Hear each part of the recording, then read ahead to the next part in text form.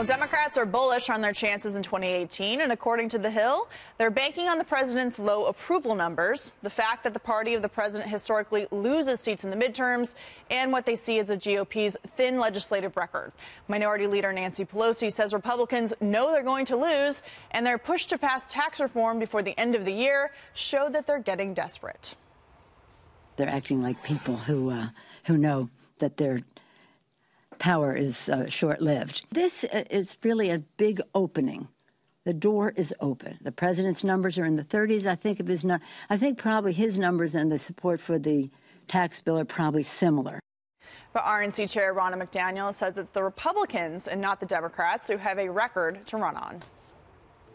Let's look at the record of Republicans and this president this first year. Unemployment at a 17-year low. Consumer confidence at a record high. You look at the Dow. You look at these tax cuts. So what it's going to mean for the middle class to get more money in their paychecks. We are delivering on promises that we made. We have an accomplishment column that is very large. And the Democrats have nothing to run on. They've done nothing this year. And I just don't think that's going to resonate in 2018. Marie, are Democrats really going to argue that Republicans pushed through tax reform for 81% of the, to 83% of the middle class because they were worried about losing elections? Is that going to be their argument? I don't think that'll be an argument in this election. I do think most people agree that they needed to get this done because they couldn't finish the year out with having nothing done.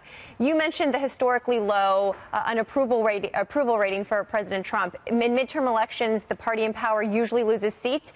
And a generic ballot right now across the polls, a generic Democrat is beating a generic Republican by over 10 points. So I think that Republicans would be wrong to be overconfident going into the midterms. Yeah. We were. Democrats were overconfident.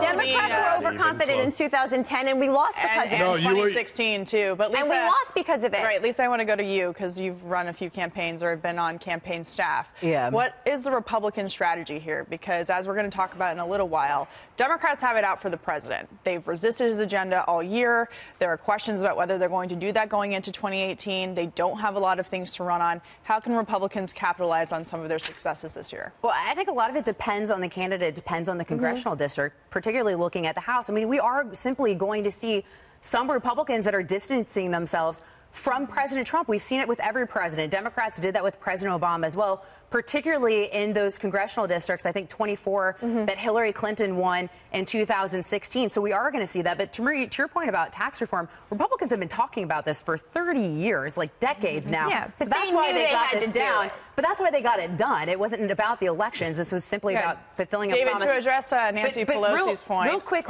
on just one last point on that. In the House, I think things are going to be much tougher for Republicans. In the Senate, there's only one state that a Republican incumbent is running in that Hillary Clinton won. That's the state of Nevada. 10 states Democrats are running in that President Trump won. 5 he won by double digits. Yeah, to address Nancy Pelosi's point of rushing this through because Republicans feel like they're going to lose power and they're holding on to the last grips of it. Wasn't it the president who set a Christmas deadline, not Republicans? And by the way, the fact is it was there. It was signed. It went through. They passed it. He kept his promise. Nancy Pelosi talking about rushing. Everyone should just laugh and walk away. Here's some of the realities in the voting and the changes in the last several years between 2010, 12, and now is the change in electorate. And this is what matters. We've seen the change in state legislatures. We've seen the change in congressional districts. We do have to be concerned about the gerrymandering and rigging that both sides, conduct when it comes to redistricting. However, Republicans are not in any danger in the House for a simple reason. They have success coming, and the lagging indicator of this will come in the summer if the economy continues to go. And on the other side, you've got a DNC that in 10 years has had their lowest fundraising quarter and decline in numbers. The money's not there to run. Kennedy, we hear a lot about the president's base and how it's still very solid. We don't hear a whole lot about how independents are feeling. Typically, they tend to vote less in midterm elections. But what do you think that they're looking at in this coming year? I mean, do you think that the turnout to vote? That's great news for the president. And, Democrats have to be very careful to only rely on the president's low approval numbers. That's not enough, and that doesn't dictate about how people feel about their local politicians, even though these are U.S.